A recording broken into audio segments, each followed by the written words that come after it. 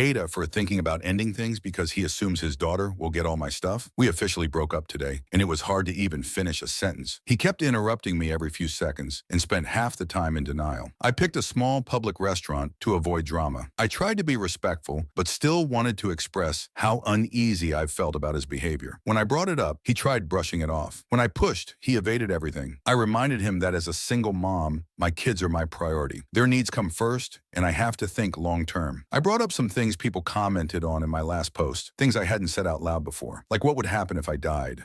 What would he offer my kids? What's his plan for his own child? I know he doesn't have much, but that's not an excuse. When I compared what he expects me to provide for his daughter versus what he's willing to offer mine, he got visibly offended, like I was being greedy. Then he said something that triggered me. He told me my kids don't have a dad, and he could be that figure. I had to check my tone right there. To me, it felt like he thought being physically present was enough, like existing in my house was some sort of contribution. It made me feel like he saw me as a safety net while offering little to nothing in return.